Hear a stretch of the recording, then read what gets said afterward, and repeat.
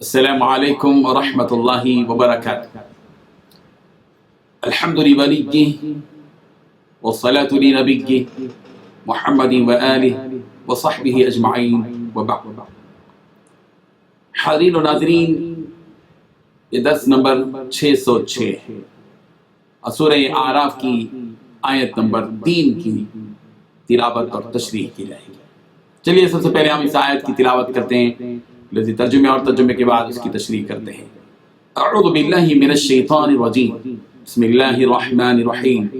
اتبعوا ما انزل الیکم من ربکم ولا تتبعوا من دونه اولیاء قلیلا ما تذکرون. صدق اللہ العظیم. اتبعوا، تم پیروی کرو، ما اس چیز کی جو انزل اتاری گئی ہیں، الیکم تمہاری طرف، من ربکم تمہارے رب کی طرف سے، ولا تتبعوا اور تم پیروی نہ کرو، من دونہ اس کے سوا، اولیاء اور دوستوں کی، قلیلا بہت ہی کم، ما تذکرون تم ہو کہ نصیحت حاصل کرتے ہو. ترجمہ یوں ہے، لوگو جو کتاب تم پر تمہارے رب کے ہاں سے نازل ہوئی ہے اس کی پیروی کرو، اور اس کے سوا اور رفیقوں کی پیروی نہ کرو، اور تم کم ہی نصیحت حاصل کرتے ہو. اس آیت میں 3 باتیں بتائی گئی ہیں. پہلی بات، تمہارے پروردگار کی طرف سے جو کچھ تمہاری طرف نازل کیا گیا ہے تم اس کی پیروی کرو. دوسری بات، اس کے سوا کسی اور کی دوستوں کی اتباع، رفیقوں کی اتباع مت کرو. تیسری بات، تم بہت ہی کم نصیحت قبول کرتے ہو. بزرگان محترم، ایک مومن و مسلمان کا شیوا یہ ہونا چاہیے کہ وہ اپنی زندگی میں اس حقیقت کو تسلیم کرے کہ اس کی کامیابی اور کامرانی، اس کی نجات اسی میں موقوف ہے کہ وہ رب ذوالجلال کی طرف سے جو کچھ کی نازل کیا گیا ہے اس کی پیروی کرے. ظاہر ہے کہ دنیا میں بہت سے راستے ہیں، سیدھے راستے بھی ہیں، ٹیڑھے راستے بھی ہیں، صراط مستقیم بھی ہے، اور ٹیڑھے ٹیڑھے ٹیڑھے ٹیڑھے ایک نہیں ہزاروں قسم کے راستے ہیں. اختیار دیا گیا آزمائش کے طور پر. تمہاری آزمائش کی جائے گی، تمہارے سامنے سارے راستے رکھے جائیں گے، تمہاری آزمائش کی جائے گی. جیسے امتحان ہال میں سوال رکھا جاتا ہے اور مجبور بھی کیا جاتا ہے کہ تم جواب صحیح ہی لکھو، تمہارا اختیار ہے، چاہے تو درست جواب دو، چاہے تو ٹیڑھا جواب دو، الٹا جواب دو، غلط جواب دو، تمہارا اختیار. بالکل اسی طریقے سے زندگی امتحان سے تعبیر ہے. امتحان ہے، ایک امتحان، آزمائش ہے. اللہ تعالیٰ آزماتے ہیں. ہمارے سامنے دونوں راستے ہیں، صراط مستقیم اور سیدھا راستہ جو نجات کی طرف لے جاتا ہے، کامیابی کی طرف لے جاتا ہے، مغفرت کی طرف لے جاتا ہے، درجات کی بلندی کی طرف لے جاتا ہے، اللہ کی رضا کی طرف لے جاتا ہے، سلامتی کی طرف لے جاتا ہے، جنت کی طرف لے جاتا ہے.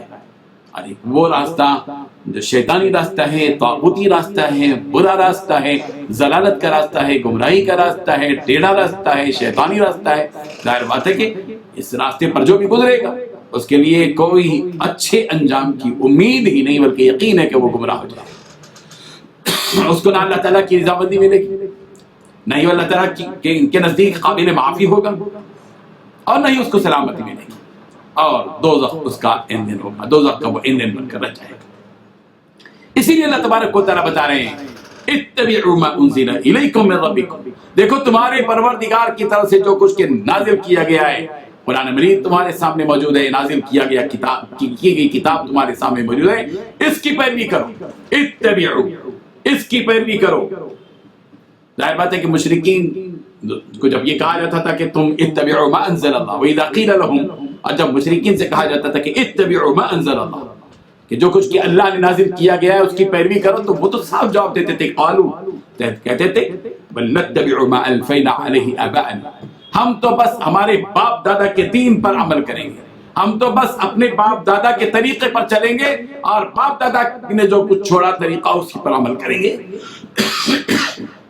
اللہ تبارک و تعالیٰ نے بتایا کہ نہیں، تمہیں اس پر عمل نہیں کرنا ہوگا، تمہیں اتباع کرنی ہوگی.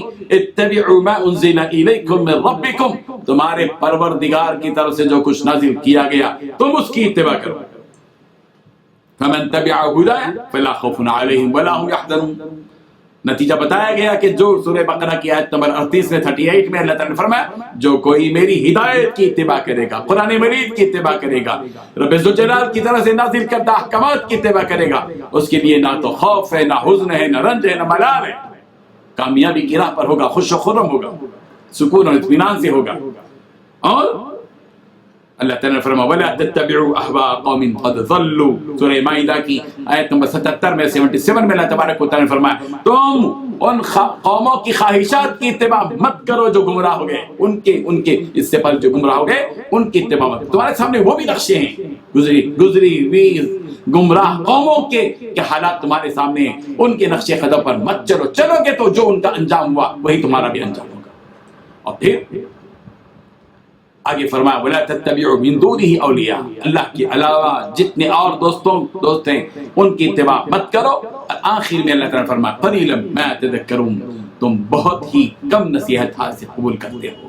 شکایت کر رہے ہیں اللہ تبارک و تعالیٰ بندوں سے کہ بندے کا حال یہ کہ اس کے لیے ہدایت کا توشہ دیا گیا، ہدایت کا سامان دیا گیا، ہدایت کا دسترخوان بچھایا گیا، اس کی کامیابی اور اس کی رہنمائی کی گئی، اس کی کامیابی کے لیے پوری رہبری کی گئی، لیکن انسان اتنا جہول ہے، ظلوم ہے، ظالم ہے اور بھولا بھالا ہے کہ اچھی ہدایت کو چھوڑ کر برے راستے کی طرف چلتا ہے، اور بہت کم لوگ ہیں جو نصیحت کو حاصل کرتے ہیں۔ اللہ شکایت کر رہے ہیں تو بہت ہی کم نصیحت حاصل کرتے ہیں۔ اللہ تعالیٰ ہم سب کو قرآن مجید کو نصیحت نامہ تصور کرتے ہوئے، اس سے نصیحت حاصل کرتے ہوئے اپنی زندگیوں میں تبدیلی لانے کی توفیق عطا فرمائے۔ وآخر دعوانا ان الحمد للہ لا الہ الا اللہ۔